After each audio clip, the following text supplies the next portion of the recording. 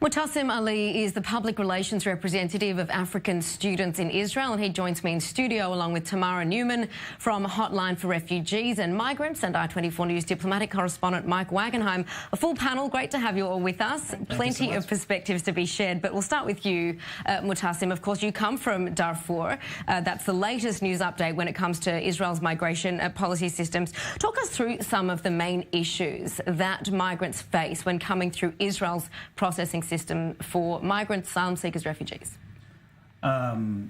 First of all, I think one of the major problems, and I really faced that as when I first tried to apply for asylum, is the continuous denial from the Ministry of Interior not to give a chance to apply for asylum. And that's part of the reason why thousands of asylum seekers failed to apply for asylum in the very beginning. And then after that, even after you apply, cases are not processed intentionally because the policy of the government is to make it as difficult as possible for asylum seekers to leave Israel. That's the main policy. And the other main problem is to label refugees and asylum seekers as infiltrators to dehumanize and criminalize refugees and asylum seekers. And so these are the major challenges asylum seekers are facing today. Now, give us a bit of context, because, of course, you were the first Sudanese asylum seeker to be granted asylum in Israel. Talk us through coming from the Darfur region with this latest claim, or at least admission, by Israel that it hasn't been giving sufficient resources, hasn't been looking sufficiently at these asylum claims. What you fled from? I'm glad you asked this question, because most of the time I really, as refugees, we tend to focus more on problems that we face in host countries like Israel, and we barely speak about what is happening back home. And I think this is really important for me to highlight the situation in Darfur, as the manslaughter and genocide is still happening today. Nobody's reporting about the atrocities and the displacements and systematic persecution to specific ethnic groups only because to change the racial identity of Darfur. And today we have hundreds of thousands of refugees in neighboring countries, millions of displaced persons within Sudan. And today, actually, displaced persons and refugee camps in Chad and within Sudan are basically under process of dismantling by the government of Sudan, so that simply displaced persons would have no place to go other than going back to militia, where they persecute and kill them. And fleeing that situation, coming all the way to Israel to seek asylum, it wasn't a choice. It wasn't something that I really chose to make, and that's not the choice for many others who made it to Israel and in some other countries around the world. And we made it to seek asylum just to have an opportunity to live in a dignified way, so that we pave a way for those still in our countries to have peace and safety.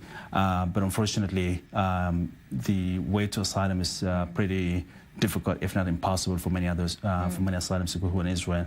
After years of struggle, public and private struggle, and adding to that the legal struggle that many people involved, among them Hotline for Refugees and Asylum for Refugees and Migrants involved, I was finally granted refugee status in 2016. Not that my case is different than cases of many others who fled the same circumstances as I fled. But because I think, I mean, to be honest, I really can't justify that. I have no reason, I have no idea what made my case so different, and I was given a status and the rest on that, and so I'm still asking that question until today.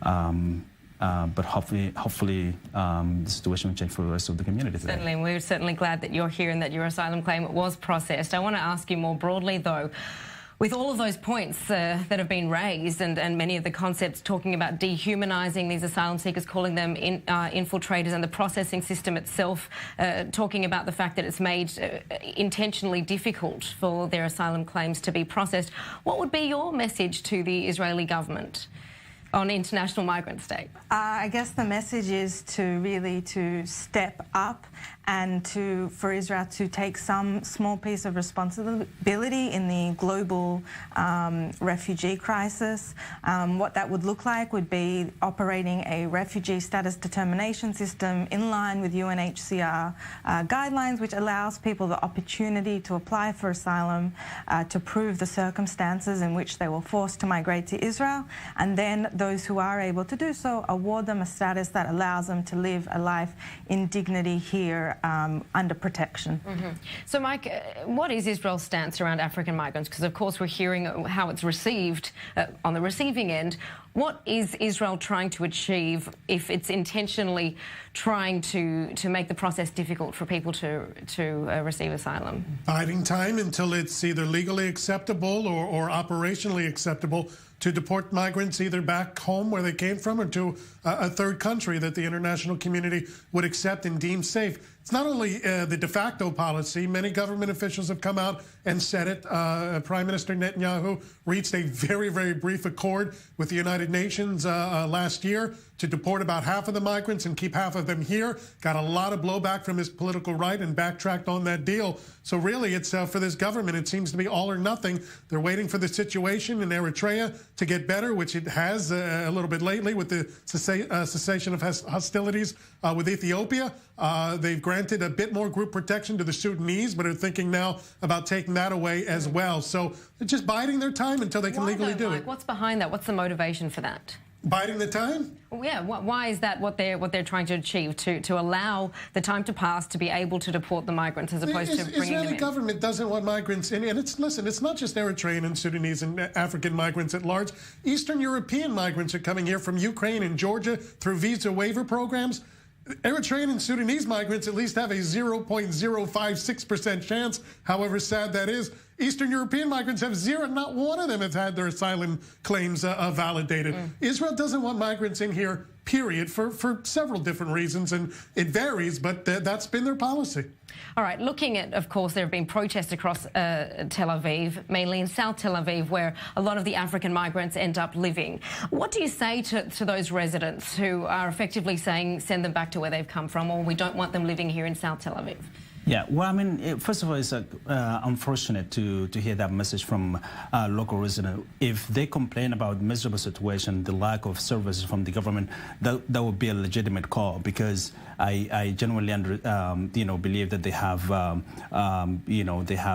serious concerns, and the government is supposed to take more action to take care of issues that local residents are facing. But asylum seekers are not the one to blame about every problem in South Tel Aviv for marginalized neighborhoods in Israel. And I think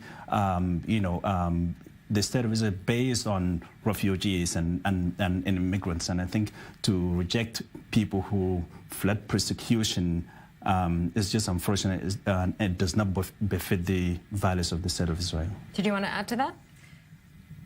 Yeah, I mean, unfortunately, because there was an absolute lack of policy for so many years when refugees arrived, that's caused the situation in South Tel Aviv. It didn't happen by chance. It happened by very much a purposeful policy. And ever since then, the government has come up with various policies, as Mike mentioned, that are really aimed at trying to push people out. And it's because of that tension that actually came as a result of government policy.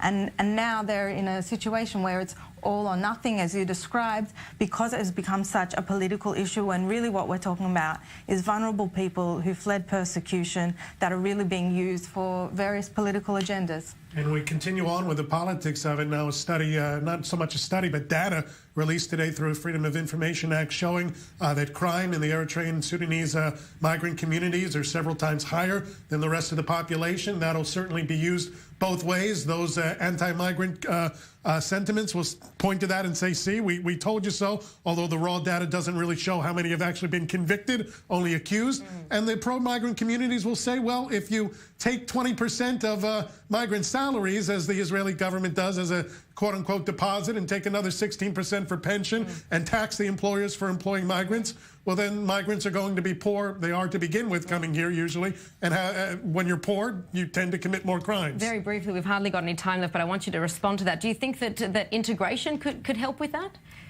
First of all, I want to respond very quickly to the data released by police upon request of Israeli Immigration Center. I think, first of all, this is the same immigration center that, proposed the deposit law to make it difficult for asylum seekers, number one. And that is really misleading. And I think one thing that, if I can say at this point, is to make a distinction between immigration and criminal cases. Immigration is a civil act, and crimes or criminal matters. And so distinction should be drawn on this issue. Absolutely. There's always context in every story.